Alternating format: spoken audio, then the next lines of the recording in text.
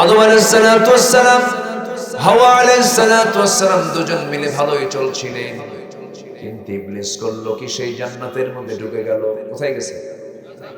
জান্নাতের মধ্যে ঢুকে গিয়ে ফাওয়াসওয়াসা লাহুমা, দুজনকে তারা ওয়াসওয়াসা দিয়ে ফেললো। ফাযাল্লাহুমা, দুজনকে তারা পদস্খলন ঘটায়া দিল। ওই নিষিদ্ধ দুনিয়ার দিকে চলে গেলেন। জান্নাতের পোশাক খুলে গেল, জান্নাতে থাকার আর কোনো পরিবেশ থাকলো না। আল্লাহ বললেন, তুমি দুনিয়াতে চলে যাও, দুজন মিলে চলে যাও। কুল্লাহাবিতু মিনহা জামিআ, দুজন মিলেই তোমরা চলে যাও। এই যে দুনিয়াতে পাঠায়া দিলেন, জান্নাতেই ছিলাম, ভালোই ছিলাম, প্যাঁচটা লাগায় দিয়েছে, তার নাম কি? তাহলে শয়তান যদি, ইবলিস যদি জান্নাতে যায়, আমার বাপরে ধরতে পারে, আমার মারে ধরতে পারে, সাক মরছে না। বরাল ব্রিজ আছে কি না? কোথায় যেন ট্রেন স্টেশন আছে না? বরাল ব্রিজ, ভাঙ্গুড়া। হ্যাঁ, আচ্ছা, ভাঙ্গুড়া ওরা আসলে কি কোনোদিন গড়বে না? সকালে ভাঙবেই খালি। নাম তো একটু চেঞ্জ করা দরকার। আর ভাঙসুর নাই তো এখন গড়া দরকার। জি, খুব সুন্দর আপনাদের এলাকাগুলো, খুব ভাল লাগে। আমি এই ট্র্যাডিশনটা খুব কম পাই পাবনা ছাড়া। এত রাতে মানুষ বসে বসে ওয়াজ শোনে, অন্য কোন এলাকায় এটা পাবেনই না আপনি। এই তো 3 দিন আগে সিলেট মাহফিল ছিল, ওরা সন্ধ্যার পরে, মানে রাতে তারা ওয়াজই শোনে না, দিনেই মাহফিল শেষ করে। এক একটা এলাকার এক একটা কালচার। কিন্তু এই এলাকায় রাত যত গভীর হয়, আল্লাহর ওলির মতো সবার চোখ তত খুলতে থাকে। আল্লাহর ওলিদের চোখ খুলে কখন?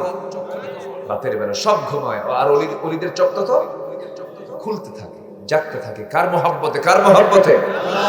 আল্লাহ। তাহলে মানুষের ক্ষতি কয়টা বলেন তো? মনে আছে আপনাদের? আমার আলোচনায় আছে কোরআনের ভাষায় মানুষের কয় ক্ষতি। এর মধ্যে 1 নম্বর ক্ষতি হলো কাকে বন্ধু বানানো। আস্তে, কাকে বন্ধু বানানো? যারা মদ খায় তারা কারে বন্ধু বানাইছে? মদ খাওয়া লোক তো আমার দেশে নাই। আসতে বলে আসে না? নাই। যে মদ খায় তার চিহ্ন কি চেহারায় আসে না? তার চোখ কেমন হয় বলেন? লাল হয়। চেহারা দেখলে টের পাওয়া যায়, চোখ এরকম মানে বের হয়ে আসতেছে। আর যে বিড়ি খায় তার কি কালো হয়? ঠোঁট দেখে বোঝা যায় এটা কি খোর, বিড়ি খোর। রাগ করতেছেন না কেউ? হুজুর এরকম করে আমার গালিগালাজ দিচ্ছে। আল্লাহ রাব্বুল আলামিন সূরা আলে ইমরানের 85 নম্বর আয়াতে বলছেন, যারা পারেন ঠোঁট মিলিয়ে বলুন, ওয়া মাইয়াবতাগি গায়রাল ইসলামি দীনান ফালান ইউকবালা মিনহু ওয়া হুয়া ফিল আখিরাতি মিনাল খাসিরিন। জোরে বলুন আল্লাহু আকবার। যারা দৌড় হিসাবে, জীবন বিধান হিসাবে ইসলামকে ছেড়ে দিয়ে অন্য কোনো দিনকে গ্রহণ করবে, আল্লাহ বলেছেন আমি তার কোনো কিছুই কবুল করব না। আখিরাতে সে লাভবান হবে না ক্ষতিগ্রস্ত হবে। কার কথা? ক্ষতির আরবি হলো খুসরান। ক্ষতির আরবি কি? খুসরান, খুসর।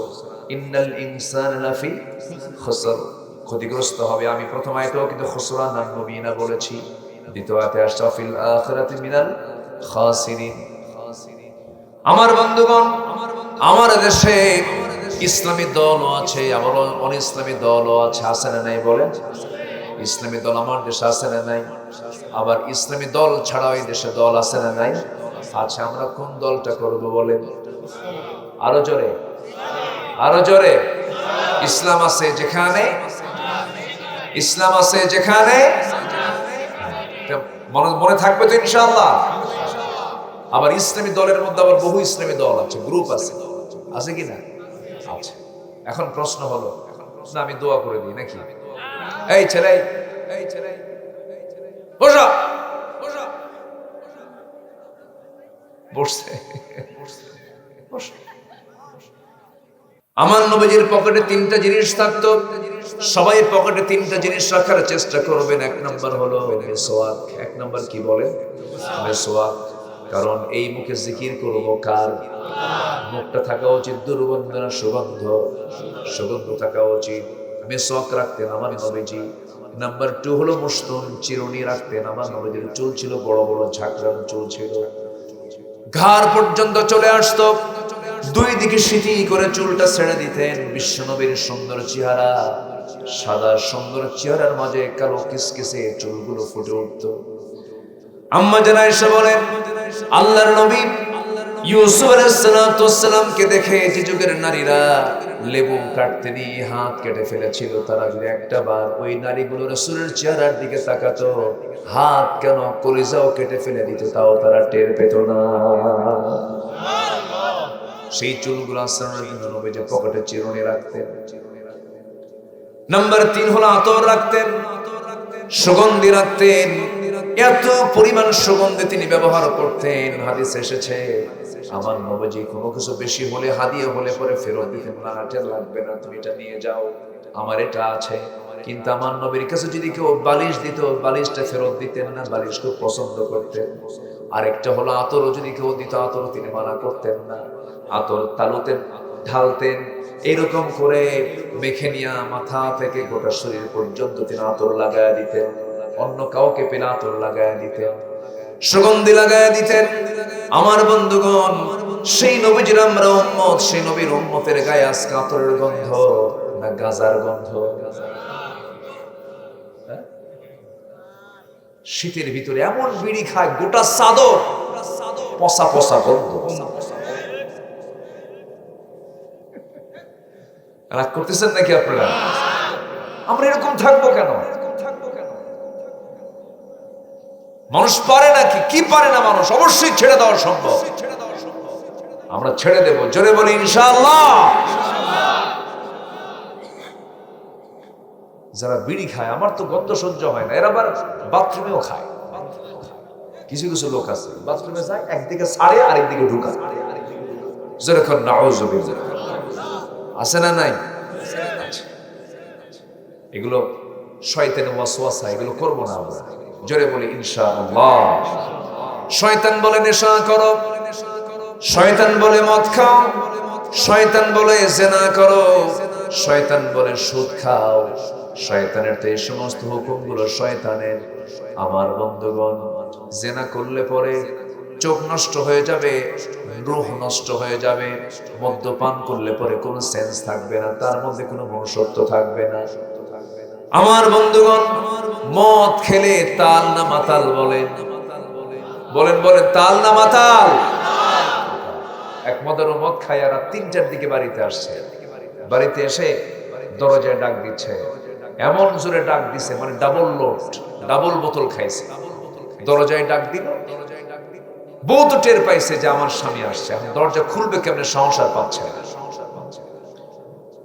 তো দরজা খুলতে নি বড় ছেলেকে ডাক দিয়ে বলে, বাজান তুই সাথে আয়, তোর বাপ তো আসছে, কি জন্য খাইছে আল্লাহ জানে, তুই সাথে আয়। ছেলে বড় ছেলে একখান সাথে নিয়ে দরজার কাছে আসছে। দরজা ডাক দেওয়া মাত্র খুলে দেওয়ার সঙ্গে সঙ্গে দেখে চোখ লাল টকটক। বোর দিকে তাকায়, এরকম করে লাল চোখে তাকায় আছে। ছেলের দিকে তাকায় বলে, বউয়ের দিকে তাকায় কি বলবে কোনো হুঁশ নাই। তো বউ দরজা খোলা মাত্রই বউয়ের দিকে তাকায়, এখন স্বামী কয়, আমি মা আসসালামু আলাইকুম। কি কথা কি বুঝতেছেন? আচ্ছা। বউ এখন মনে মনে করে, একা বললে তাও তো হতো, ছেলে সামনে দাঁড়ানো, এর সামনে আমার আম্মা বললে কথা বলো না, তুমি কি বেকুব নাকি? তোমার কি একটু হুঁশ নাই? ছেলেটা পাশে দাঁড়ায় আছে, তার সামনে তুমি আমার আম্মা কও। সুশীল সমাজ, জাতির শ্রেষ্ঠ সন্তান শিক্ষক মন্ডলী, জাতির বিবেক সাংবাদিক বৃন্দ, সামনে উপস্থিত দূরে কাছের বিভিন্ন স্থান থেকে ছুটে আসা এই গভীর রজনীতে আমার প্রাণ প্রিয় সম্মানিত দ্বীনি ভাইরা, আড়ালে বসে আছেন শ্রদ্ধেয়া সম্মানিতা মা বোনেরা। আলোচনার সূচনায় আনুষ্ঠানিকতার মধ্য দিয়ে আমার পক্ষ থেকে আবারও দিল খোলা সালাম, আসসালামু আলাইকুম ওয়া রাহমাতুল্লাহি ওয়া বারাকাতুহু। সালামের জবাব একটু ভিজা ভিজা মনে হচ্ছে। আসসালামু আলাইকুম ওয়া রাহমাতুল্লাহ। সবাই কেমন আছেন বলুন? আমাকে প্রশ্ন করলেন, যে আল্লাহ তাআলা আমাকে আপনার মতোই আপনার কাতারেই আপনার সাথেই রেখেছেন। বলছি আলহামদুলিল্লাহ। গতবার এসেছিলাম দিনে, এবার আসছি হলো রাতে। একটু বেশি রাত হয়েছে, একটু আগে উঠলে ভালো হয়। সবকিছুতে একটা যৌবন কাল থাকে। মানুষের যৌবন কাল হলো 25 থেকে 40 বছর। তো মাহফিলের মূল যৌবন কাল হলো সর্বোচ্চ 9টা থেকে 11টা পর্যন্ত। সেই যৌবন কাল পার করে আমি উঠছি বুড়া কালে। এখন এই শেষ সময় সব চাপ একসাথে, ঘুমের চাপ, যাওয়ার চাপ, নিম্ন চাপ, ঊর্ধ্ব চাপ, বিড়ি খাওয়া চাপ, বহু চাপ। তো আমাকে সময় দেবেন তো নাকি? আমার ভাইজান তিনি গত পরশু ছিলেন চীনে, চীন সফর ছিল, এসেছেন। আজকের ওনার সফরের বর্ণনা শুনে আমি তো হতভম্ব হয়ে গেছি, অবাক হয়ে গেছি। একটা মানুষ ছুটে বেড়ান কেমনে? সম্মানিত ভাইরা, নির্ঘুম রাত, এই সফর, এই দ্বীনি দাওয়াতের কার্যক্রম, আল্লাহ তুমি তাদের সকল খেদমতকে তুমি আল্লাহ কবুল আর মঞ্জুর করে দাও। দিন শেষে যদি কবুল না হয় বড় বিপদ। সাইয়েদনা আবু বকর সিদ্দিক রাদিয়াল্লাহু তাআলা আনহু একদিন দোকানদারি করছেন কাপড়ের। কিসের? কাপড়। এক কাস্টমার এসে বললেন যে এই কাপড়টা আমার পছন্দ হয়নি, কাপড়টা আপনি ফেরত নেন। তিনি ফেরত নিলেন। ফেরত নেওয়ার পরে টাকাও দিয়ে দিলেন, কিন্তু চোখের পানি আর বন্ধ হচ্ছে না। প্রথম খলিফা সবে অবাক হয়ে গেলেন যে একটা কাপড় ফেরতের পরে খলিফার চোখে পানির কারণটা কি? তো ওনাকে যখন এই প্রশ্ন করা হলো যে আপনি সামান্য বিষয়ে কাঁদলেন কেন? কেন আমি তো এই জন্য কাঁদি না, কান্নার কারণটা কি? তিনি বলছেন আমি এই জন্য কাঁদি, এই কাপড়ওয়ালার, এই কাস্টমারের কাপড় পছন্দ হয়নি, আমাকে ফেরত দিয়ে চলে গেল, আমিও তাকে টাকা দিয়ে দিলাম, আমি কাপড় বুঝাই নিলাম, শেষ হিসাব। কিন্তু আমি যখন মরে যাব, আল্লাহ যখন আমাকে আড়ালে ডাক দিয়ে বলেন আবু বকর এইদিকে আসো, এই যে তোমার নামাজ, এই যে তোমার জিহাদ, এই যে তোমার দান সাদকা, এই যে তোমার আমলনামা, আমার কাছে একটাও পছন্দ হয় না, তুমি এগুলো ফেরত নিয়ে যাও। আমি এগুলো নিয়ে কোথায় যাই? আমি সেই দিনই আমলনামা আল্লাহ যদি আমার পছন্দ না করেন, আমি কোথায় যাব? কোথায় আমার আশ্রয়? কোথায়? এই জন্য কান্দি। আল্লাহু আকবার। সাইয়েদনা ওমর ফারুক রাদিয়াল্লাহু তাআলা আনহু একদিন এক হাদিস উনি জানতেন, এক সাহাবী শোনাচ্ছেন, হাদিস শোনা মাত্রই হাওমাও করে কাঁদতেছে, শিশুর মতো কাঁদতেছে। কোন হাদিস? যার মধ্যে যাররা পরিমাণ অহংকার থাকবে সে জান্নাত পাবে না। উনি ভাবলেন আমি তো অর্ধদিনের শাসনকর্তা, আমার কাছে কেমন যেন মনে হয় আমার ভিতরে কিছু অহংকার আছে কিনা। এই জন্য তিনি কাঁদতেছেন আর বলছেন আকাশের মালিক আল্লাহ, গোটা দুনিয়ার সকল মানুষকে তুমি যদি জান্নাত দিয়া একজনের যদি ঘোষণা দাও যে এই একটা বান্দা জাহান্নামে, আমার মন বলে সেই একজন বান্দার জাহান্নামে মনে হয় আমি অমরই হব। কি চিন্তা তাদের মধ্যে কাজ করেছে। সম্মানিত ভাইরা, সবচেয়ে বড় বিষয় হলো আমার সকল আমল নামা যেন আল্লাহ কবুল করে। জোরে বলে আমিন। আমার ভাইজানের বিরুদ্ধে মামলা ছিল কতগুলো জানেন? 250। আমি শুনেছিলাম এরকম 250-র মতো মামলা। এরকম মামলা বাংলার জমিন আর কারোই হয় না। 250। বুঝতেছেন কি? সম্মানিত ভাইরা, তারা কোথায় এখন? ফেরাউন বেঁচে ছিল 1600 বছর, আর এরা বেঁচে ছিল হলো 16 বছর। সংখ্যার খুব মিল আছে, কিন্তু চরিত্র একই। ফেরাউনের একটাই চরিত্র, সেটা হলো ক্ষমতা ছাড়বো না, বউকে মেরে শেষ করবো। বউকে মারছে ফেরাউন, বউকে মারে নাই, ক্ষমতা ছাড়া ছাড়েন, বউকে মেরে শেষ করে দিচ্ছে ক্ষমতার জন্য, নিজের বউকে সে ছাড়ে নাই। তো এদেরও 16 বছর একটাই চিন্তা হলো ক্ষমতা ছাড়া যাবে না। আল্লাহ তাআলা ফেরাউনকে পানিতে চুবায় মেরেছে, আর এরা যে কেমনে হাওয়া হলো কিছু বুঝলাম না। ঠিক কিনা বলেন? যুবকরা ভাবছিলাম মনে হয় ডিভাইস আসক্ত হয়েছে, মাদকাসক্ত হয়ে মনে শেষ হয়ে গেছে। না, জাতে মাতাল তালে ঠিক, একদম 45 মিনিট গুনে গুনে টাইম দিয়ে দিয়েছে। তাড়াতাড়ি সরো, দুপুরের খাবার আমরা খাবো, মুরগির রান্না ওরা যায় খায় আসছে। আলহামদুলিল্লাহ বলেন। কিন্তু আসল বিজয় কিন্তু এখনো আসেনি। বিজয় সামনে। এই যেটা আমরা বয়ান শুনলাম, কোন দিন আমরা মানি না, আমরা দিন মানি কার? আসতে বলবেন না কার?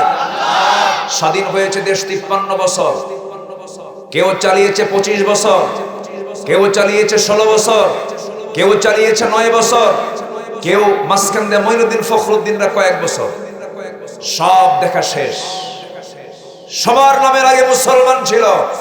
কেউ ইসলাম দিয়ে রাষ্ট্র চালায় নাই, কোরআন দিয়ে রাষ্ট্র চালায় নাই। অতএব আমরা আগামীর দেশ দেখতে চাই, কোরআনের দেশ, ইসলামের দেশ। রাজি আছেন কারা কারা? হাত উঁচু করে দেখান মুসলমান।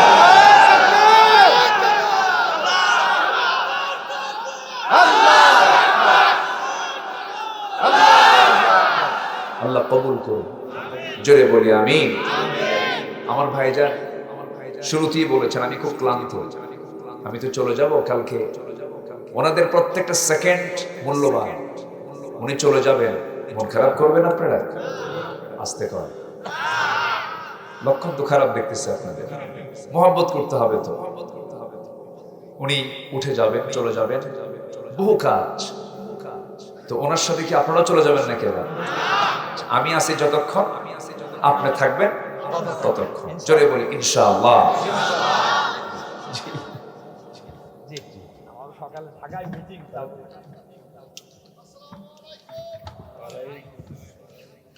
সম্মানিত ভাইয়েরা, আসুন আমরা এখন আলোচনার দিকে যাই। আমি এক জায়গা থেকে তেলাওয়াত করেছি, তেলাওয়াতটা শুনেছেন না আপনারা? আমরা সেই তেলাওয়াতের দিকে এখন আস্তে আস্তে যাব। কোরআনের মঞ্চে বসেছি আমরা, আমরা সময় নেই, শুনবো কথা। জোরে বলি ইনশাআল্লাহ। কি হয়েছে?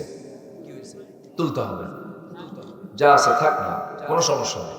আপনি ইকো বন্ধ করে দেন, ইকো দরকার নেই। আমার দিকে তাকান, থাক। এই হয়েছে, এখন এটার বেশি নয় আরো। এই যে মাইক ম্যান, ঈশান নামাজ হয়েছে?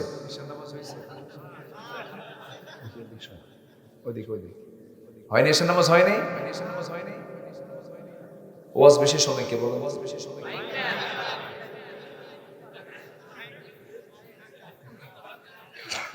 হয়েছে? নামাজ হয়েছে? এটাও হয়। এই মাইক নেবেন না। সম্মানিত ভাই, নামাজ পড়তে হবে। দুঃখ কি জানেন? এই দেশের মুসলমানদের সবচেয়ে বড় অপরাধ হলো আজান শোনে, নামাজ পড়ে না। আমি কি ভুল বলতেছি? আমি কি ভুল বলেছি একটাও? কেন নামাজ পড়ে না? নামাজের ব্যাপারে এই দেশে যারা নেতৃস্থানীয় ব্যক্তি কেউ চাপ দেয়নি, কেউ বলেনি। এই পর্যন্ত যারা এই নেতৃত্ব ধরেছেন, নামাজ পড়তে হবে, জাহান্নাম থেকে বাঁচতে হবে, এমন জাতীয় বক্তৃতা তাদের মুখে ছিল না। কি ছিল? অন্ন, বস্ত্র, শিক্ষা, বাসস্থান, চিকিৎসার জন্য এই মৌলিক চাহিদা মানে যা আছে মুখে সব দিয়ে দেন। কিন্তু কেউ জাহান্নাম থেকে বাঁচার জন্য জাতিকে গাইড করেনি। আজকে যদি জাতিকে গাইড করার জন্য যদি সৎ নেতৃত্ব আমার দেশে তৈরি হতো, বেনামাজি বেশি হওয়ার কথা না নামাজি বেশি হওয়ার কথা? নামাজি বেশি হওয়ার কথা। নামাজি মাত্র 5%। মাত্র 100-তে কয়জন? 100-তে কয়জন নামাজ পড়ে? এর মধ্যে আবার সুদখোরও আছে। কি আছে? সুদখোর নামাজিও আছে। আমরা নামাজি হব, জোরে বলি ইনশাআল্লাহ। বিড়ি খাওয়া নামাজি? বিড়ি খাওয়া লোক আমার দেশে কম না বেশি? আবার মাহফিলে এসে জিজ্ঞাসা করে, হুজুর বিড়ি খাওয়া কি জায়েজ আছে? মানে উনি চেষ্টায় আছেন কেমনে জায়েজ করা যায়। এই 53 বছরে যত বাজেট পাস হয়েছে সকল বাজেটেই অর্থমন্ত্রীরা বিড়ির দাম কমাইছে না বাড়াইছে? বাড়াইছে। যারা বিড়ি খায় তারা বলে প্রয়োজনে বাড়ি বেঁচে খাও, বিড়ি খাও ছাড়তে হবে। সম্মানিত ভাইয়েরা, সকল নেশা থেকে আল্লাহ তাআলা এই জাতিকে হেফাজত করুন, জোরে বলি আমিন। বিড়ি খাওয়া মিতব্যয় না অপচয়? আস্তে কয় কি, মিতব্যয় না অপচয়? এটা অপচয়ের অংশ। যা খেয়ে স্বাস্থ্য হয় না, যা খেয়ে শরীর ভালো হয় না, যা খেয়ে ক্ষতি হয়, সেদিকে যাবো কেন আমি? আর মাসলা কেন জানবো যেটা খাওয়া জায়েজ না না জায়েজ? কি দরকার? কোন অপচয়ে যাব না, জোরে বলি ইনশাআল্লাহ। অপচয় করে যারা, কি কার ভাই বলেন? এ কি মোল্লার কথা না আল্লাহর কথা? আল্লাহর কথা। অপচয় যারা করবে তারা কার ভাই? শয়তানের ভাই। সম্মানিত ভাইয়েরা, আমি যেখান থেকে তেলাওয়াত করেছি আল্লাহ রাব্বুল আলামিন বলছেন বন্ধু তো বানাতেই হয়, কিন্তু আল্লাহকে ছাড়া, ইমানদারকে ছাড়া যারা বন্ধু বানাবে তারা ক্ষতিগ্রস্ত হয়ে যাবে। কোরআনের ভাষায় মানুষের 10টা ক্ষতি। কয়টা ক্ষতি বলেন তো? 10টা ক্ষতি। এর মধ্যে একটা হলো যারা বন্ধু হিসাবে শয়তানকে বন্ধু বানাবে তারা লসে, লাভে না লসে? বলেন লাভে না লসে? লাভ না ক্ষতি? বন্ধু আমার শয়তান হবে না আল্লাহ হবে? আস্তে, বন্ধু আমার শয়তান হবে না আল্লাহ হবে? সূরা নিসা আয়াত নম্বর 119 এবং 20, এই দুটো আয়াত, আমি দুটো আয়াতকে সামনে রেখে কিছু কথা বলতে চাচ্ছি। ওয়ামা তাওফীকি ইল্লা বিল্লাহ। আল্লাহ রাব্বুল আলামিন বলেন وَمَن يَتَّخِذِ الشَّيْطَانَ وَلِيًّا مِّن دُونِ اللَّهِ فَقَدْ خَسِرَ خُسْرَانًا مُّبِينًا। জোরে বলুন আল্লাহু আকবার। কোরআনের ভাষায় মানুষের হলো 10টা ক্ষতি। এর মধ্যে 1 নম্বর ক্ষতি হলো যে বান্দা দুনিয়ার জিন্দেগিতে আল্লাহকে বন্ধু না বানায়া যারা শয়তানকে বন্ধু বানাবে, আল্লাহ রাব্বুল আলামিন বলছেন তারা নিঃসন্দেহে সুস্পষ্ট ক্ষতির মধ্যে নিমজ্জিত। কোনো লাভ তাদের নাই, কারণ শয়তানের পথ অবলম্বন করলে পরে নিশ্চিত তাকে যেতে হবে জান্নাত না জাহান্নাম? জান্নাত না জাহান্নাম? জাহান্নাম যেতে হবে। শয়তান কোথায়? বলেন তো, আস্তে কয়। শয়তান কি চাটমোহর চেনে? দেখছেন চেনে না? এই শয়তানকে চাটমোহর চেনে না? তো এরকে না বললেন কেন? শয়তানকে চাটমোহর আসে? আসে।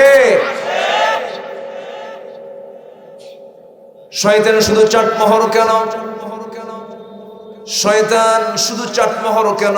ঈশ্বর দিয়েও চেনে, দাসুরিয়াও চেনে, ভাঙ্গুড়াও চেনে, আমার বন্ধুগণ ফরিদপুরও চেনে, পাবনা সদরও চেনে, সব জায়গা চেনে শয়তান। শয়তান শুধু দুনিয়াও চেনে না, জান্নাতও চেনে। এই দুনিয়াতে আল্লাহ রাব্বুল আলামিন যখন মানুষকে পাঠান নাই, আমার বাপ আদম এবং হাওয়াকে পাঠান নাই, এই দুইজন মিলে দুজনই অবস্থান করেছিলেন দুনিয়াতে না জান্নাতে? জান্নাতের খাবার আমরা খেয়েছি, বলি আলহামদুলিল্লাহ। তাহলে আমাদের পৈতৃক ভিটা, বাপের ভিটা কোথায়? অনেকে চিন্তায় পড়ছে মনে হয় চাটমোহরে। আমাদের বাপের ভিটা কোথায় বলেন? এটা আমাদের বাপের ভিটা। তো আমরা জান্নাত থেকে এসেছি, জান্নাতের খাবার খেয়ে আমাদের বর্ণি হয়েছে, বলি আলহামদুলিল্লাহ। কম সম কথা না। সেই জান্নাতের ভিতরে আদম আলাইহিস সালাতু ওয়াস সালাম, হাওয়া আলাইহিস সালাতু ওয়াস সালাম দুজন মিলে ভালোই চলছিলেন, কিন্তু ইবলিস করলো কি? সেই জান্নাতের মধ্যে ঢুকে গেল। কোথায় গেছে? জান্নাতের মধ্যে ঢুকে গিয়ে ফাওয়াসওয়াসা লাহুমা, দুজনকে তারা ওয়াসওয়াসা দিয়ে ফেললো। ফাযাল্লাহুমা, দুজনকে তারা পদস্খলন ঘটায়া দিল। ওই নিষিদ্ধ দুনিয়ার দিকে চলে গেলেন। জান্নাতের পোশাক খুলে গেল, জান্নাতে থাকার আর কোনো পরিবেশ থাকলো না। আল্লাহ বললেন তুমি দুনিয়াতে চলে যাও, দুজন মিলে চলে যাও। কুল্লাহাবিতু মিনহা জামিআ, দুজন মিলেই তোমরা চলে যাও। এই যে দুনিয়াতে পাঠায়া দিলেন, জান্নাতেই ছিলাম, ভালোই ছিলাম, প্যাঁচটা লাগায় দিয়েছে, তার নাম কি? তাহলে শয়তান যদি, ইবলিস যদি জান্নাতে যায় আমার বাপরে ধরতে পারে, আমার মারে ধরতে পারে, চাকমোহর চেনে না, বরাল ব্রিজও চেনে, আছে কি না? কোথায় যেন ট্রেন স্টেশন আছে না, বরাল ব্রিজ, ভাঙ্গুড়া। হ্যাঁ আচ্ছা, ভাঙ্গুড়া ওরা আসলে কি কোনোদিন গড়বে না, সকালে ভাঙবেই খালি। নাম তো একটু চেঞ্জ করা দরকার, আর ভাঙচুর নাই তো এখন গড়া দরকার। জি, খুব সুন্দর আপনাদের এলাকাগুলো, খুব ভাল লাগে। আমি এই ট্র্যাডিশনটা খুব কম পাই পাবনা ছাড়া। এত রাতে মানুষ বসে বসে ওয়াজ শোনে, অন্য কোন এলাকায় এটা পাবেনই না আপনি। এই তো 3 দিন আগে সিলেট মাহফিল ছিল, ওরা সন্ধ্যার পরে মানে রাতে তারা ওয়াজই শোনে না, দিনেই মাহফিল শেষ করে। এক একটা এলাকার এক একটা কালচার, কিন্তু এই এলাকায় রাত যত গভীর হয়, আল্লাহর ওলির মতো সবার চোখ তত খুলতে থাকে। আল্লাহর ওলিদের চোখ খুলে কখন? রাতের বেলা, সব ঘুমায়, আর ওলিদের চোখ তত খুলতে থাকে, জাগতে থাকে। কার মহব্বতে? কার মহব্বতে? আল্লাহ। তাহলে মানুষের ক্ষতি কয়টা বলেন তো? মনে আছে আপনাদের? আমার আলোচনায় আছে কোরআনের ভাষায় মানুষের কয় ক্ষতি? এর মধ্যে 1 নম্বর ক্ষতি হলো কাকে বন্ধু বানানো। আস্তে, কাকে বন্ধু বানানো? যারা মদ খায় তারা কারে বন্ধু বানাইছে? মদ খাওয়া লোক তো আমার দেশে নাই। আসতে বলে আসে না? নাই। যে মদ খায় তার চিহ্ন কি চেহারায় আসে না? তার চোখ কেমন হয় বলেন? লাল হয়। চেহারা দেখলে টের পাওয়া যায়, চোখ এরকম মানে বের হয়ে আসতেছে। আর যে বিড়ি খায় তার কি কালো হয়? ঠোঁট দেখে বোঝা যায় এটা কি খোর? বিড়ি খোর। রাগ করতেছেন না কেউ? হুজুর এরকম করে আমার গালিগালাজ দিচ্ছে, রাগ করে যাবেন না, একটু দয়া করে শুনেন কথা। তাহলে যে বিড়ি খায় তার ঠোঁট কালো হয়, ওকে কি বলে? বলেন কি খোর? যে মদ খায় চোখ লাল বানায় তারে কি কয়? তার বিড়ি খোর, মদ খোর।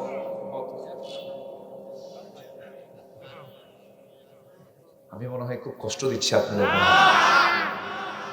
হাই রে বিড়ির গন্ধ, বিড়ি একখান টান মেরে ধোয়া 3 তলায় পাঠায়। অনেকদিন আগে এক মাহফিলে এক চাচার সামনে দাঁড়ায় বলে, হুজুর আপনি যেভাবে বিড়ির বিরুদ্ধে কথা বললেন, ভালো, সমস্যা নেই, বিড়ি না খাওয়াই ভালো, কিন্তু হুজুর আমি তো থাকতেই পারি না। কেন্দ্রে ফেলে দিচ্ছে জানেন হুজুর, আমার কাছে আমি এটা বাদ দিতে পারবো না। হুজুর কবরে যে লম্বা সময় কিয়ামত পর্যন্ত আপনার ওয়াজ করে থাকতে হবে, ওই জায়গায় কি কোনো প্যাকেট পাওয়া যাবে না?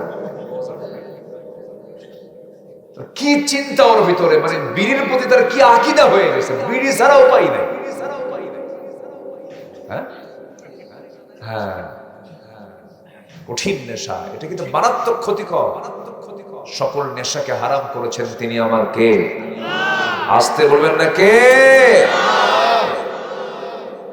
ইমানদারের জন্য নেশা না করে, এই জন্য ওযু দিয়েছেন, বান্দা ওযু করো, মেসওয়াক করতে দিয়েছেন, মেসওয়াকটা করে নাও। রাসূল বলেছেন আমার উম্মতের যদি কষ্ট না হতো মেসওয়াককে আমি ওয়াজিব বানায় দিতাম।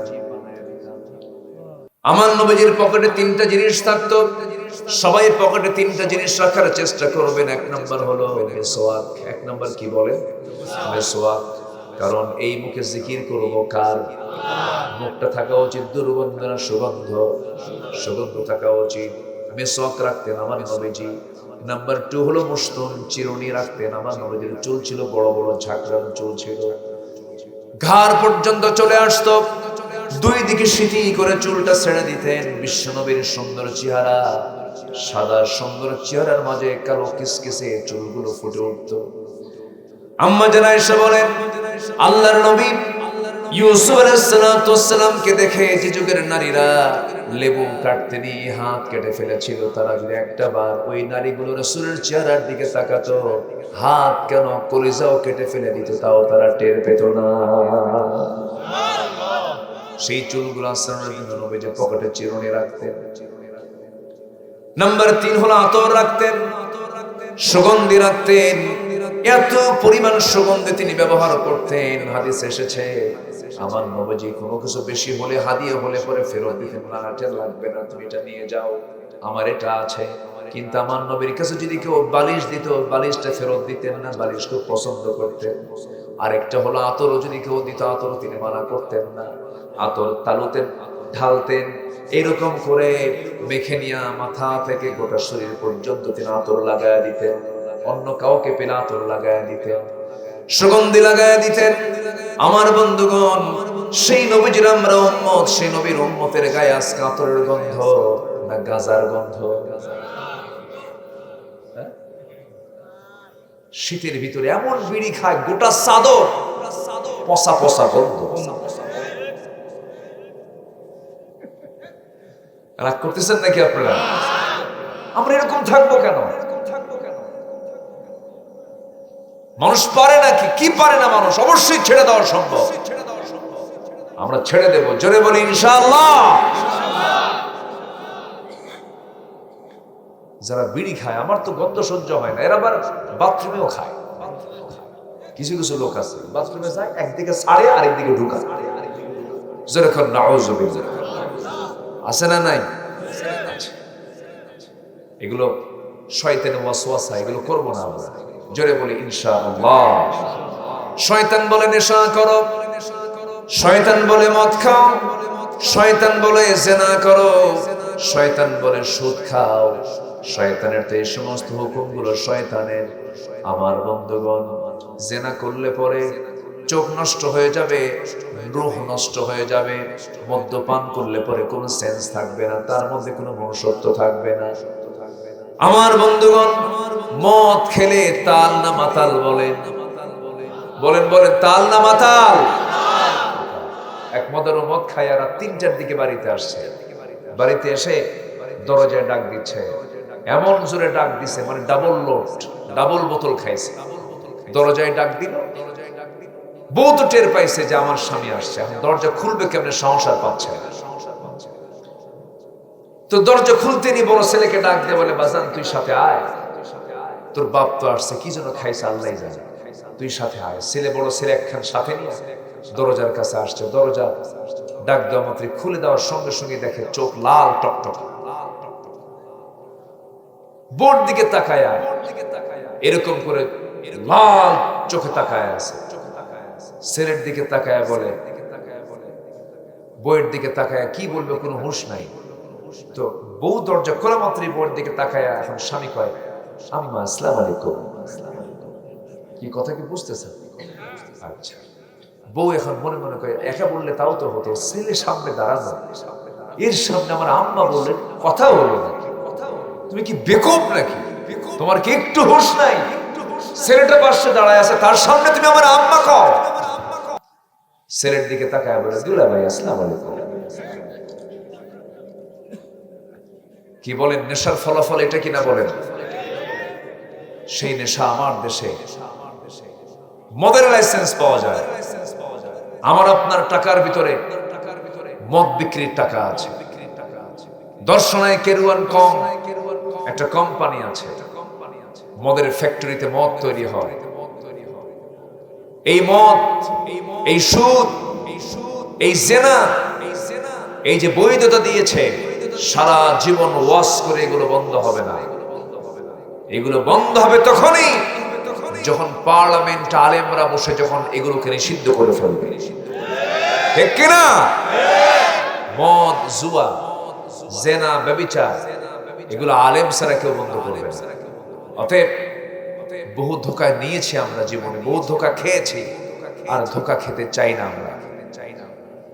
আমরা চাই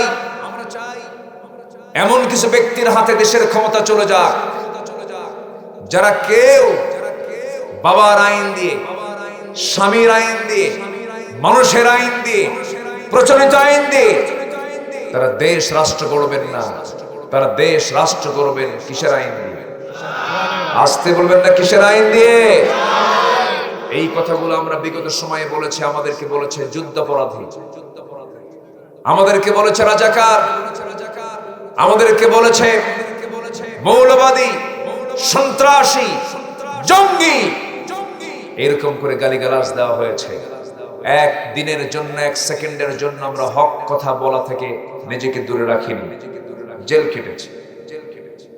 2018 সালে চট করে নির্বাচনের আগে আমাকে বাড়ি থেকে তুলে নিয়ে চলে গেল।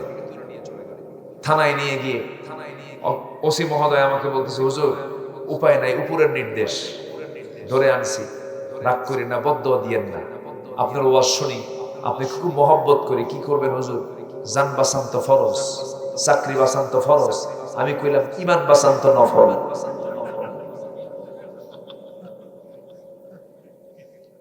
মামলা একখান দিয়ে বলল, হুজুর নির্বাচন পর্যন্ত একটু জেলখানায় থাকে, নির্বাচনটা শেষ হোক, মরা মানুষ এসে ভোট দিয়ে যাবে। কোন মানুষ এসে ভোট দিয়ে যাবে? মরা মানুষ আসছে না, ওরা নিয়ে আসছিল না, মরা মানুষ নিয়ে আসে নাই। তারপরে থাকলাম, জেলখানায় ঢুকলাম, ঢুকেই দেখি এক বুড়া চাচা আমার দেখে লম্বা খান সালাম দিয়ে বলে, হুজুর আপনি জেলখানায় ঢুকলেন, খুব খুশি হয়েছি। আমি বললাম যে আপনি খুশি হলেন কেন? বাবাজি ওয়াজ শুনতে যাই, বহু দূর থেকে ওয়াজ শুনি, মুসাফা করতে পারি না, কথা বলতে পারি না, কাছে আসতেই পারি না, আপনি এত কাছে আসলেন, এই কি দুঃখের সংবাদ নাকি?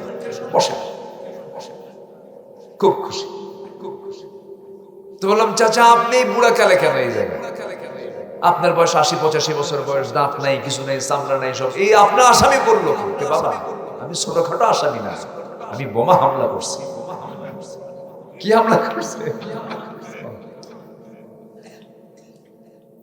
চিন্তা করুন কি নাটকগুলো করেছে তারা, কি নাটক তারা সাজিয়েছে। থানায় মামলা রেডি আছে, আসামি খুঁজে পাচ্ছে না, কাকে আসামি দেবে? কোটা একটা আছে, পূরণ করা দরকার।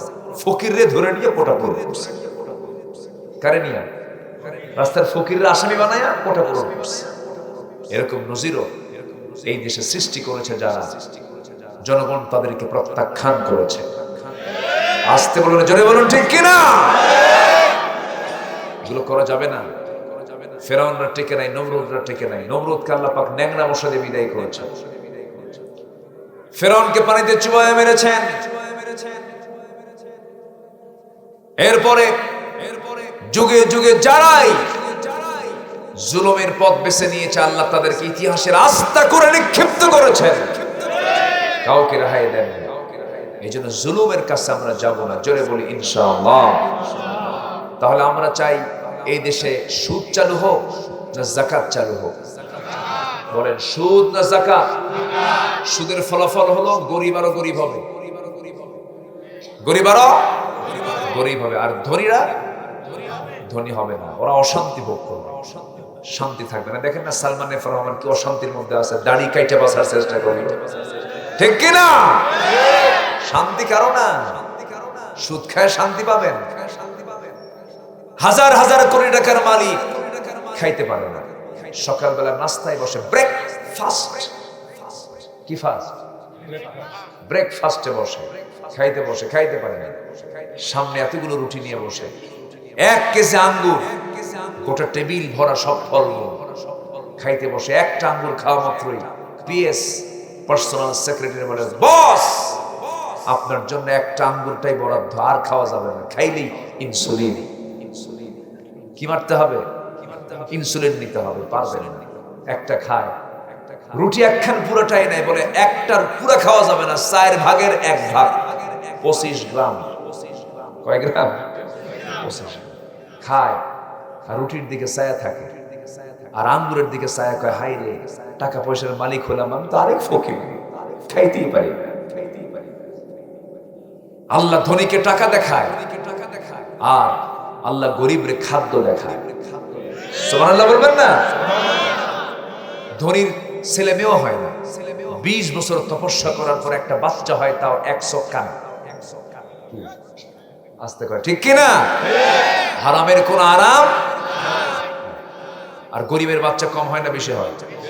1 বছর না পার হতে আরেকটা হয়েছে, একসঙ্গে 3টা, একসঙ্গে 4টা, আছে না নাই?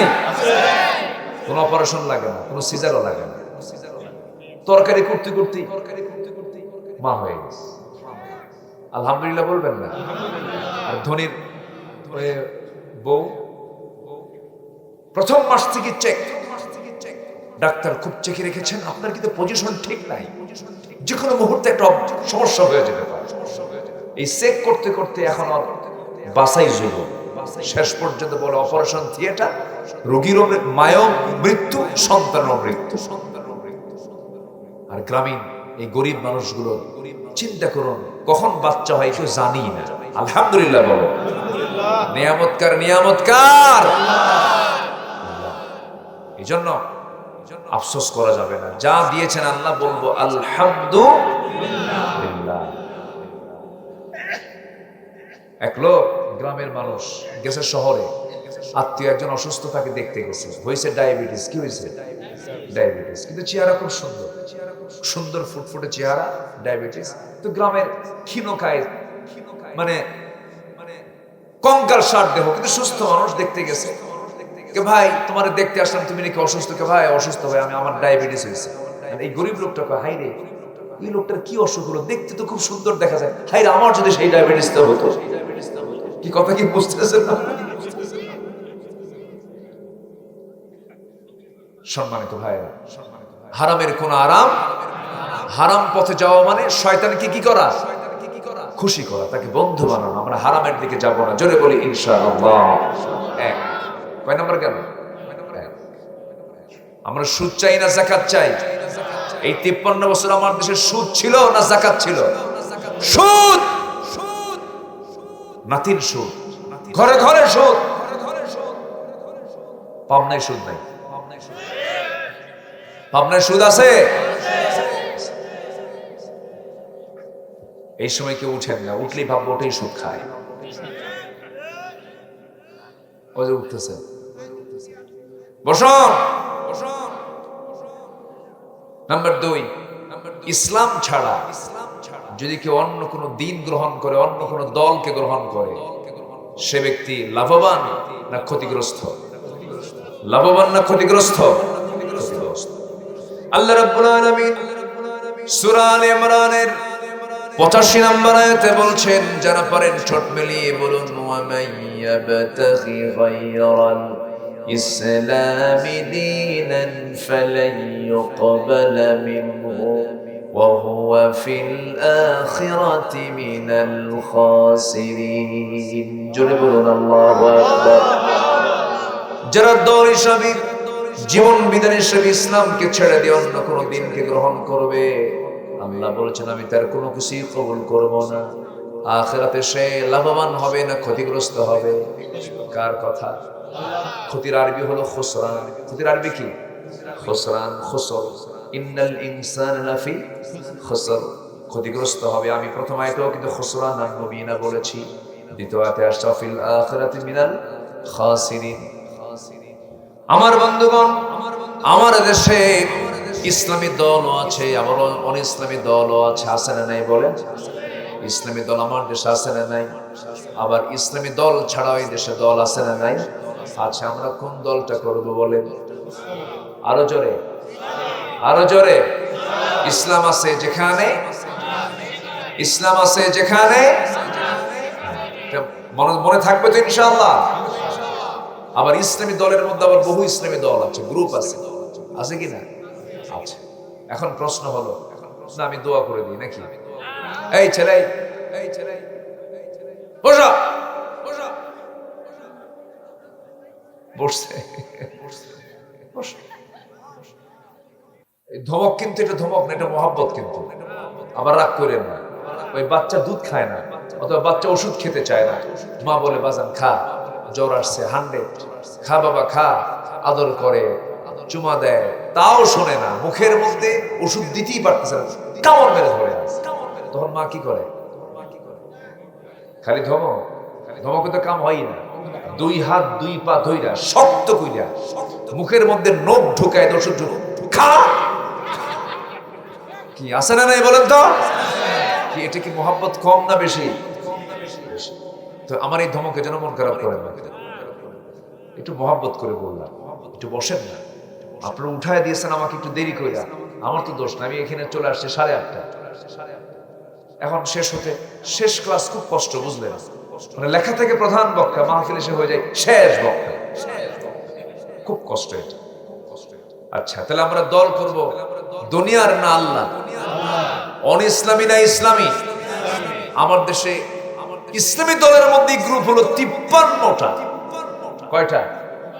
53টা। কিন্তু 5 অগাস্টের আগে, কয়েকদিন আগে কোন অন ইসলামী দল, কোন ইসলামী দল নিষিদ্ধ করেনি, শুধু একটা দল নিষিদ্ধ করেছে। আপনারা কি জানেন? সবাই জানেন তো? কয়টা দল নিষিদ্ধ করেছিল? শত শত দলের মাঝে একটা দলকে তারা নিষিদ্ধ করেছিল। মানুষ হককে না চিনতে পারলেও বাতিল কিন্তু ঠিকই চেনে প্রকৃত হকটা কোনটা, ঠিক কিনা বলেন? ওরা কিন্তু খুঁজে ঠিকই বের করেছিল। অঙ্ক বুঝে নেন, অঙ্ক জেনে নেন। প্রস্তাব এসেছে, আল্লামা সাঈদীকে বলা হয়েছে দল ছেড়ে দেন, আপনাকে জেল থেকে ছেড়ে দেওয়া হবে। উনি বললেন দল করে দুনিয়ার জন্য নয়, আল্লাহর জন্য। সুবহানাল্লাহ বলবেন না? আপনি বলেন যে আমি নির্দলীয় কোন দল আর করি না, উনি বললেন না, আমি আল্লাহর দল করি, মরে যাব, শহীদ হব, কারোর সামনে মাথা নত করব না। কি অত্যাচারটা করা হলো তার উপরে। সুস্থ মানুষ 13 অগাস্ট 2023 সালে তাকে ধরে নিয়ে জেলখানা থেকে সুস্থ মানুষ নিয়ে যাচ্ছে। ওনাকে বলা হলো আপনি চলেন কোথায়? হসপিটালে। কেন? আপনি অসুস্থ। রোগী কয় আমি অসুস্থ, আমি তো নিজেই জানি না। জোর করে ধরে নিয়ে চলে গেল হসপিটালে, ভর্তি করায়া একটা মহল পয়জনিং করে, বিষ প্রয়োগ করে তাকে শহীদ করে দিয়েছে, হত্যা করা হয়েছে। মাহফিলের এই প্ল্যাটফর্ম থেকে স্পষ্ট ভাষায় জানান দিতে চাই, যাদের চক্রান্তে ইতিহাসের এই কিংবদন্তিকে যারা হত্যা করেছে, অবিলম্বে তাদেরকে গ্রেফতার করে চূড়ান্তমূলক দৃষ্টান্তমূলক শাস্তি নিশ্চিত করা হোক। রাজি আছেন কারা কারা? হাত উঁচু করে দেখেন মুসলমান।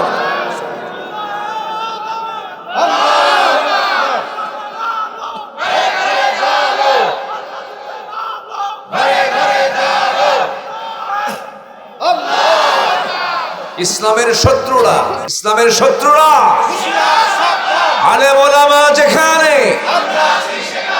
কোরআন সুন্নাহ যেখানে, আল্লাহ কবুল করুন, আল্লাহ কবুল করুন, আল্লাহ কবুল করুন।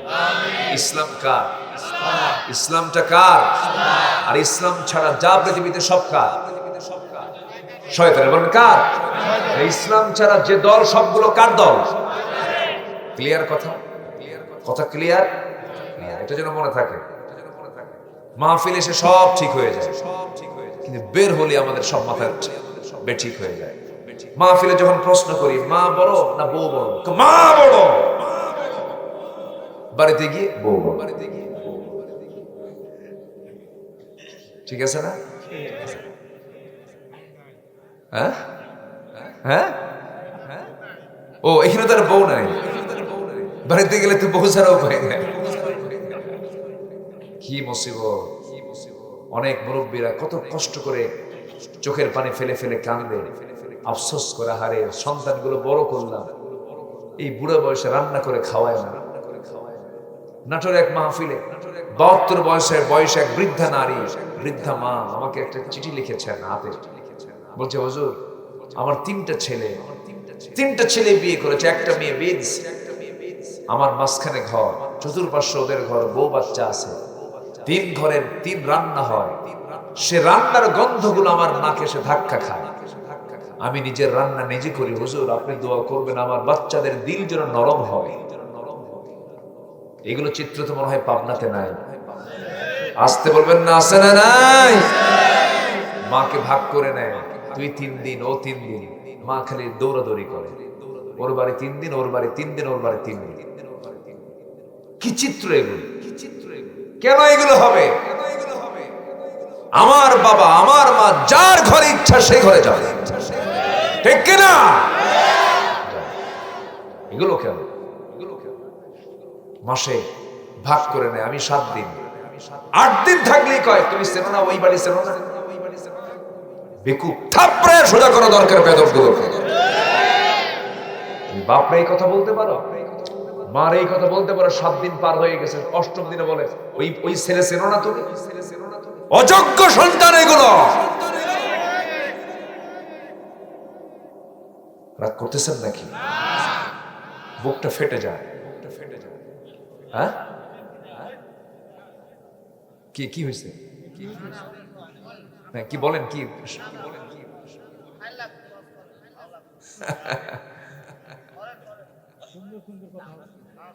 কষ্ট পাচ্ছেন নাকি? কষ্ট পাচ্ছেন? আমার আল্লাহর ওয়াজই সবার পছন্দ হয় না, আমার ওয়াজ পছন্দ হবে কেন? কিছু তো হবেই। জি, এটা সমস্যা নেই। সম্মানিত ভাইয়েরা, মাকে ভাত দিবেন না আপনি জান্নাত পাবেন? আচ্ছা, মাকে ভাত দিবেন না আপনি জান্নাত পাবেন? মাকে ভাত না দেওয়া কি লস না লাভ? মাকে ভাত না দেওয়া লাভ না লস? দিবেন না ভাত, আপনার পেটে এমন একটা টিউমার হবে, যা কামাইছিলেন সব টিউমারই শেষ করবে, একটাও থাকবে না। আল্লাহ টিউমার দিয়ে শেষ করে দিবেন। সামান্য একটা জান ঢুকায় দিবেন, সব শেষ হয়ে যাবে। আমার বন্ধুগণ, মাকে ভাত দেয় না, বাবার দিকে তাকায় না। সন্তান বাবাকে মারে, বাবাকে জবাহ করেছে, এমন দৃশ্য আমার দেশে আছে না নাই বলেন? মাকে মারতে মারতে ঘর থেকে বের করে দিয়ে দেয়। ওইদিকে আল্লাহর একজন পয়গম্বর ছিলেন মুসা আলাইহিস সালাতু ওয়াস সালাম, একদিন আল্লাহকে বলছেন, আল্লাহ তুমি কি আমাকে জান্নাত দিবে নাকি? হ্যাঁ দেব। আমি যে জান্নাতে থাকবো, আমি সেই জান্নাতে আমি একা থাকবো কেমনে? আমার জান্নাতের মধ্যে কোনো বন্ধু থাকবে নাকি? হ্যাঁ, তোমার জান্নাতে একজন বন্ধু থাকবে। কে? একজন কসাই তোমার জান্নাতি বন্ধু হবে। আল্লাহকে বলছেন, আল্লাহ একজন কসাই কেন আমার জান্নাতের বন্ধু হবে? সেই কসাইটা কোথায়? কোথায় তার বাড়ি? কোন জায়গায় তার বাড়ি? আমি তাকে দেখতে যাব। যাও দেখে আসো। চলে গেছেন তার বাড়িতে, গিয়ে দেখেন সেই কসাইটা বাড়ি থেকে বের হয়েছে। তার মা ঘরের মধ্যে, বৃদ্ধা মানুষ, নড়াচড়া করতে পারে না, দোল নাই দোল খাচ্ছেন। সেই বৃদ্ধা মার পাশে দাঁড়িয়ে বলছে, ও বৃদ্ধা মা, তো আপনার সন্তানটা কোথায়? আমার সন্তান বাজারে চলে গেছে গোশত কাটার জন্য, ব্যবসা করার জন্য, সে কসাই। বৃদ্ধা মাকে লক্ষ্য করে মুসা আলাইহিস সালাতু ওয়াস সালাম বলছেন, আপনাকে রেখে চলে গেছে আপনার সন্তান, আপনার তো সে খেদমত করুন, আপনার সন্তান তো ভালো না। মা খেপে গিয়ে বলছে, ও যুবক, তোমাকে চিনি না, কিন্তু আমার সন্তানকে নিয়ে কোনো কথা বললে তোমাকে চিন্তা করে বলতে হবে। আমার সন্তান আমার অনুগত সন্তান। আজকে সকালে আমি যখন ঘুম থেকে উঠে আমাকে গোসল করায় দিয়েছে, আমাকে মাথায় তেল দিয়ে দিয়েছে, রান্না বান্না নিজে করে আমার মুখে খাবারগুলো তুলে দিয়েছে। আমাকে দোলনায় দোল দিয়া বলে, মা আমি তোমার সঙ্গে সর্বক্ষণ থাকলে পরে আমার ব্যবসা বন্ধ হয়ে যাবে, তুমি কিছুক্ষণ থাকো, আমি একটু বাজারে যাই, ব্যবসা করে আসি। যে প্রাণী জবাহ করবো সেই প্রাণীর ভুনার অংশটুকু, কলিজার অংশটুকু তোমার জন্য ভুনা করে আমি তোমাকে খাওয়াবো। মা তুমি থাকো। ওই যুবক, তুমি আমার সন্তানকে কেন নেগেটিভ চিন্তা করছো? আমার সন্তান এমন করে দিনের পর দিন আমার খেদমত করেই চলছে। আমি আমার সন্তানকে নিয়ে মাঝে মাঝে আল্লাহর কাছে দোয়া করি, আল্লাহ আমার সন্তান যদিও কোনো বড় আলেম নয়, বিশেষ ব্যক্তি নয়, একজন কসাই হতে পারে, কিন্তু সে আমার চরম অনুগত। আমি মা আমাকে যারণ সম্মান করে, সেই মার পক্ষ থেকে তোমার কাছে ফরিয়াদ করি, আমার সন্তানকে যদি তুমি জান্নাত দাও, সেই জান্নাতে দিবা যে জান্নাতের বাসিন্দা আল্লাহর পয়গম্বর মুসা হবে। জোরে বলি সুবহানাল্লাহ। কার সামনে বলো? কার সামনে? মুসার সামনে বলা হবে। সাইয়েদনা মুসা আলাইহিস সালাতু ওয়াস সালাম চোখের পানি মুছতে মুছতে ভাবলেন, আল্লাহ বুঝতে পেরেছি ওই কসাইটা আমার সঙ্গে কেন বেহেশতের বন্ধু হবে, জান্নাতের সাথী হবে। এই জন্য আমার বন্ধুগণ, সবার বাড়িতে দুটো সম্পদ যারা আছে, মা এবং বাবা, এর চাইতে বড় বরকতি রহমতের সম্পদ পৃথিবীতে দ্বিতীয়টার না। জোরে বলে সুবহানাল্লাহ। বাবার খেদমত করলে লস না লাভ? খেদমত না করলে পরে লাভ না লস? লস হয়ে যাবে, জান্নাত আমার জন্য হারাম হয়ে যাবে। কারণ আব্বা আম্মা এমন একটা পদের নাম, আব্বা আম্মা যদি দুনিয়ার জিন্দেগিতে কোনো সন্তান নিয়ে গ্রিন সিগন্যাল দিয়ে বলে আমার সন্তানটা ভালো, ওই বান্দার যদি একটু ঈমান থেকে যায় ওই বান্দা জান্নাতে। জোরে বলি সুবহানাল্লাহ। নাম্বার 3 হলো আল্লাহর সঙ্গে দৃঢ় অঙ্গীকার কখনো ভঙ্গ যদি কেউ করে ফেলে। আল্লাহর সঙ্গে আমার কি অঙ্গীকার হয়েছে? 1 নম্বর অঙ্গীকার হলো আমরা যখন রূহের জগতে ছিলাম আমাকে প্রশ্ন করা হয়েছিল আলাস্তু বিরাব্বিকুম, আমি কি তোমার রব নই? সেই দিন রূহের জগতে আমরা সবাই স্বীকৃতি দিয়েছি হ্যাঁ তুমি আমার রব। এই কথা যদি আমাদের মনে নাই কিন্তু আমরা বলেছি কিনা বলেন? বলেছি কিনা? সাক্ষী দিচ্ছে কে বলেন? কোরআন সাক্ষী দিয়ে দিচ্ছে, কোরআন সাক্ষী দিয়ে দিচ্ছে। আমরা রূহের জগতে সাক্ষী দিয়ে এসেছি, আমরা রূহের জগতে রবুবিয়তের ঘোষণা দিয়ে এসেছি। আমরা যখন তখন দুনিয়া থেকে বিদায় নিয়ে নেব আমার ভাইয়েরা, আমার বন্ধুগণ, দুনিয়াকে ক্ষতিগ্রস্ত করা যাবে, আখিরাতকে ক্ষতিগ্রস্ত করা যাবে না। দুনিয়ার কোনো সম্পর্ক করতে গিয়ে ঈমানকে ধ্বংস করা যাবে না। আল্লাহর সাথে যে দৃঢ় অঙ্গীকার করেছি সে অঙ্গীকার যদি ভঙ্গ করে আল্লাহ রাব্বুল আলামিন সুন্দর করে বুঝায় বলছেন আল্লাযীনা ইয়ানকুদুনা আহদাল্লাহি মিন বা'দি মিসাকিহি ওয়া ইয়াকতাউনা মা আমারাল্লাহু বিহি আইয়ুসাল ওয়া ইউফসিদুনা ফিল আরদি উলাইকা হুমুল খাসিরুন। জোরে বলুন আল্লাহু আকবার। আল্লাহর অঙ্গীকার যারা ভঙ্গ করবে, আল্লাহর নির্দেশকে যারা অমান্য করবে, আল্লাহ রাব্বুল আলামিন বলেছেন আমার জমিনে যারা ফাসাদ সৃষ্টি করবে এরাই হলো ক্ষতিগ্রস্ত, ক্ষতির মধ্যে নিমজ্জিত। আমরা ক্ষতির দিকে যাব না, আমরা কল্যাণের দিকে থাকবো। জোরে বলি ইনশাআল্লাহ, আরো জোরে বলি ইনশাআল্লাহ। আমার বন্ধুগণ, আমার নবীজি যে যুগে এসেছিলেন সেই যুগের মানুষগুলো চরম ক্ষতির মধ্যে নিমজ্জিত ছিল। ওই যুগের মানুষগুলো এত খারাপ ছিল যে একটা ভাঙ্গা পাতিলকে কেন্দ্র করে যুগের পরে যুগ যুদ্ধ লাগায় রাখতো। আমার বন্ধুগণ, এমনকি নিজের বাবা বিয়ে করেছে একজন মহিলাকে, বাবার বউ মানে হলো মা। আমার বন্ধুগণ, ওই যুগের মানুষ এত জঘন্য ছিল নিজের মাকে পর্যন্ত বিয়ে করতো। যেরকম নাউযুবিল্লাহ। সেই মানুষগুলোকে, সেই ক্ষতি থেকে ওই বান্দাগুলোকে বের করে এনে তাদেরকে জান্নাতের রাস্তা দেখায় দিয়েছেন আমার নবীজি। কোন জাদু মন্ত্র দিয়ে নয়, একমাত্র কি দিয়া? সেই কোরআন আজও আছে না নাই? বলেন, আসতে বলবেন না আছে না নাই? আছে। সেই কোরআন ঠিকই আছে, কিন্তু আমরা প্রস্তুত নই। আমরা ভালো করে আজ পর্যন্ত আমরা ঈমান আনতে পারি না। আমার বন্ধুগণ, যখন রাসূল কোরআন পেয়েছেন তখন তিনি সফল হয়ে গেছেন। কোরআন আমাদের সামনে থাকার পর আমরা সফল হচ্ছে না কেন? এর অন্যতম কারণ হলো আমাদের মধ্যে সেই যোগ্যতা আমরা এখনো পয়দা করতে পারি নাই। যেমন করে ইমানদার সাহাবীরা তৈরি করেছিলেন। যদি কোনো বান্দা ভালো করে ঈমান আনতে পারে, আমলে সালেহ করতে পারে, আল্লাহ রাব্বুল আলামিন নিজে ওয়াদা করছেন লা ইস্তাখলিফান্নাহুম ফিল আরদ, আমি আল্লাহ নিজে তাদের হাতে খেলাফতি দিয়ে দেব। জোরে বলি সুবহানাল্লাহ। অনেক রাত হয়ে যাচ্ছে, কি করি? কষ্ট হচ্ছে আপনাদের? বলি আলহামদুলিল্লাহ। আমার আব্দুল আজিজ ভাই কোথায় আছে? তো না? আলহামদুলিল্লাহ। সম্মানিত ভাইরা, আমার নবীজি একদিন বসে আছেন। সেই যুগটা কত নোংরা যুগ ছিল দেখেন। রাসূল সেই নোংরা যুগ থেকে বের করে আনলেন সাইয়েদনা আবু বকর, ওমর, ওসমান, আলীর মতো জগৎধন্য ব্যক্তিদেরকে। আল্লাহু আকবার বলেন। সাইয়েদনা ওমর ফারুক রাসূলের হাতে আগে বায়াত গ্রহণ করতে গেছেন, দিন গ্রহণ করতে গেছেন, রাসূলকে মারতে গেছেন। মারতে গিয়ে পারেন নাই। তিনি পরাজিত হয়েছেন কোন কিতাবের কাছে? কোরআনের কাছে। তিনি হেরে গেছেন। কোরআন যখন তিনি পেয়েছেন আর পারলেন না, বরঞ্চ নবীর পায়ের কাছে তরবারি রেখে বললেন ইয়া রাসূলুল্লাহ, আজকে থেকে আপনার যারা ক্ষতি করতে চাবে এই তরবারি তার ফয়সালা করে দেবে। আল্লাহু আকবার। একমাত্র পরিবর্তন হয়েছে এই কোরআন দিয়ে। এই কোরআনকে আমরা আত্মস্থ করার চেষ্টা করব। জোরে বলি ইনশাআল্লাহ। আমার নবীর সামনে এক সাহাবী কান্দে আর বলে, হুজুর আমি তো ঈমান এনেছি কিন্তু আমার বুকে বড় দুঃখ। কি? তুমি কি করেছো বলো? সাহাবী বলেছেন, হুজুর আমার কি সব গুনাহ মাফ হবে? অবশ্যই তোমার সব গুনাহ মাফ হয়ে গেছে তুমি দিন গ্রহণ করার জন্য। সব গুনাহ মাফ হলো, আমার মনে একটা গুনাহ মাফ হবে। রাসূল বলেন, তুমি কি গুনাহ করেছো? হুজুর নিজের হাতে নিজের মেয়েকে খুন করেছি। আল্লাহর দয়াটা কত বড় দেখেন। তুমি খুন করেছো? হ্যাঁ খুন করেছো।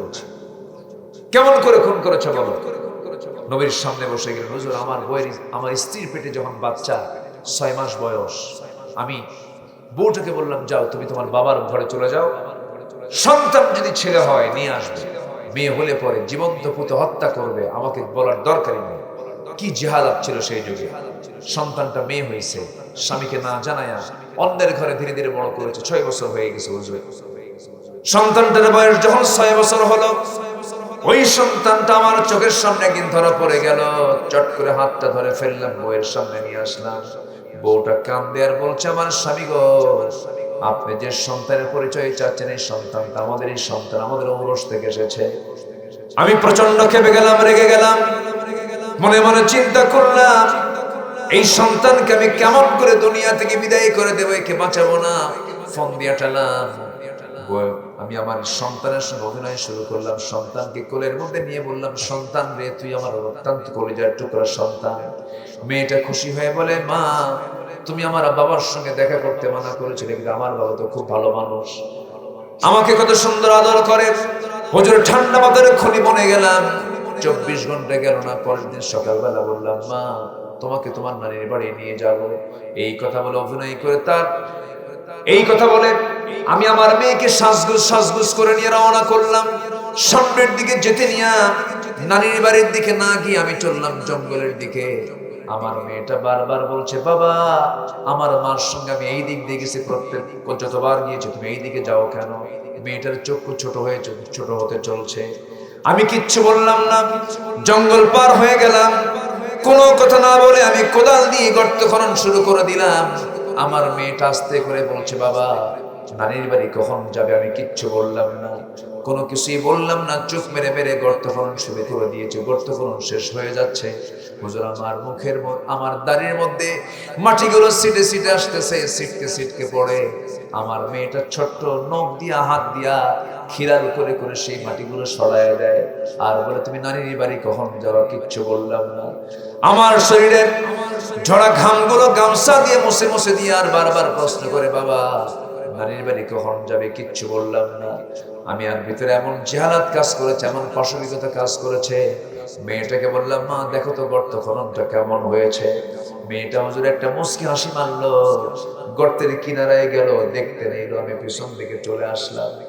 দিলের মধ্যে কোনো মায়া কাজ করলো না, পাষাণ হৃদয় হুজুর। আমার পিছন দিক থেকে এমন জোরে ধাক্কা মারলাম, এক ধাক্কায় বাচ্চাটা গর্তের মধ্যে পড়ে গিয়া চিত হয়ে দুটো হাত এক জায়গায় করে বলছে, বাবা বুঝতে পেরেছি আমার মার কথাই সত্য, তুমি আমাকে মারার জন্য আমি দুনিয়াতে মেয়ে হয়ে জন্ম নিয়েছি। বাবা তুমি আমাকে মেরে ফেলবে আমি জানি, কিন্তু আজকে একটা বারের জন্য তোমার কাছে করজোড়ে মিনতি জানাই, একটা বারের জন্য তুমি আমাকে বাঁচায় দাও। প্রয়োজনে ভিক্ষা করে খাবো, কিন্তু তোমার সামনে আমি আমার চেহারা কখনো দেখাবো না। হুজুরের দয়া হলো না, মায়া হলো না, দিল পরিমাণ কোন মায়া মহব্বত কাজ করলো না। জিয়ারতের কারণে করলাম কি, হাতের মধ্যে পাথর নিলাম, সেই পাথরটা নিয়ে সন্তানটার কলিজা বড় বড় যখন মেরে দিলাম, ফিঙ্কি দিয়া রক্ত বের হওয়া শুরু হয়ে গেল। চিৎকার করে আব্বা বলে ডাকতেছে, কিন্তু হুজুর একটা বারের জন্য জবাব দিলাম না। হাতের সেই পাথর দিয়া মাটি চাপা দিয়া, পাথর চাপা দিয়া জনমের মতো শেষ করে দিলাম। আমার এতদিন তা মনে হয় নাই, কিন্তু যেদিন দিন গ্রহণ করেছে সেই দিন থেকে আজ পর্যন্ত বিছানায় মাথা রাখি, পিঠ রাখি, কিন্তু ঘুমটা আসে না। আমার নবীজি বললেন, ও সাহাবীরে তুমি এত বড় গুনাহ করেছো, তুমি ভেবো না তোমার গুনাহ মাফ হবে না, তবে দিন গ্রহণ করার কারণে এত বড় গুনাহ তোমার জীবন থেকে আল্লাহ রাব্বুল আলামিন মুছে সাফ করে দিয়েছেন। জোরে বলেন সুবহানাল্লাহ।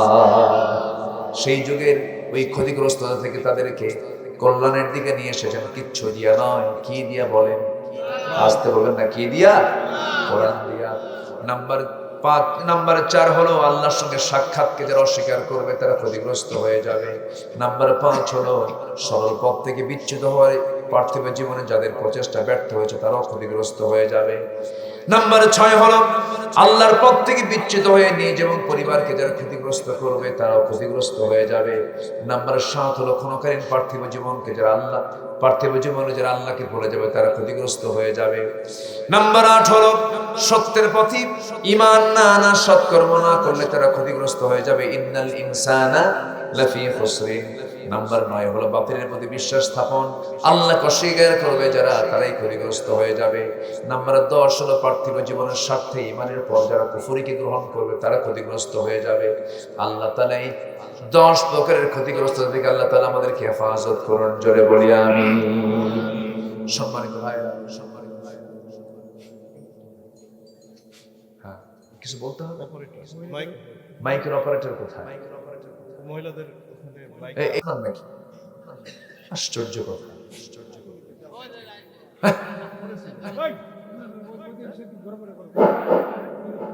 ওই যে মহিলাদের ওখানে আওয়াজ যাচ্ছে না, ঠিক করে দিয়ে আসতে পারবে। জি বসো, পিছনে বসো, একটু মেহেরবানি করে বসো।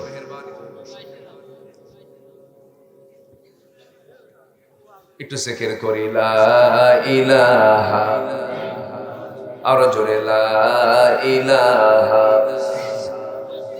সুবহানাল্লাহ,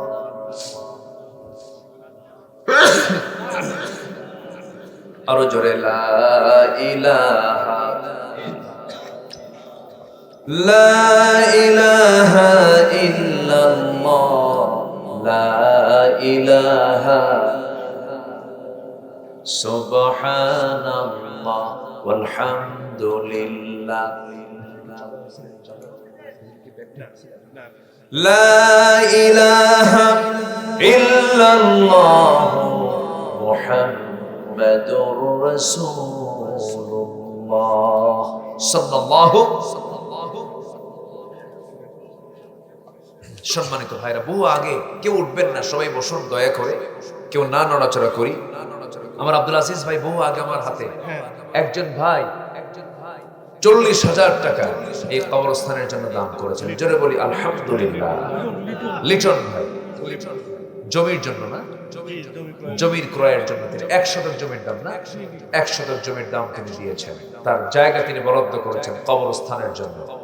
যদি কেউ এরকম করে কেউ দিতে পারেন, আমি লম্বা সময় আর নেব না, অনেক রাত হয়েছে, অনেক ভাইরা বসে আছেন, একটু মেহেরবানি করে, হ্যাঁ অনেকে দিয়ে গেছেন, একটু ব্যাগ দিলে কেমন হয়? ব্যাগ একটু ব্যাগ দেন না, একটু ভিতরে ব্যাগটা দিয়ে দেন, হ্যাঁ একটু ব্যাগটা দিয়ে দেন মেহেরবানি করে, সবাই দিবেন ইনশাআল্লাহ।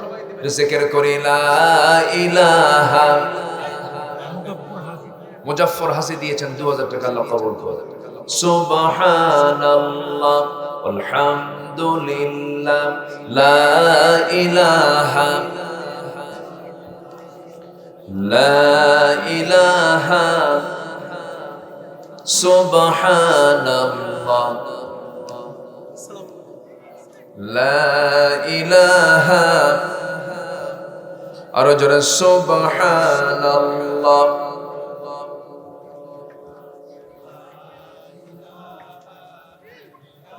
যে যা পারে আমরা সবাই দেবো ইনশাআল্লাহ। আল্লাহ তুমি দিল থেকে দেওয়ার তৌফিক দাও, জোরে বলি আমিন। আব্বা আম্মা ভাই বোন যাদের আত্মীয় স্বজন কবরে চলে গেছে, তাদের রুহের মাগফিরাতের জন্য দোয়া চেয়ে সবাই দেবেন, আল্লাহ তুমি কবুল করো, জোরে বলি আমিন। আমি চাইতে গেলাম আর চলে গেলেন, একটু মেহেরবানি করে বসুন না ভাই। জি আর কে আছেন? সবাই দেবেন ইনশাআল্লাহ। আল্লাহ তুমি সবাইকে দিল থেকে দেওয়ার তৌফিক।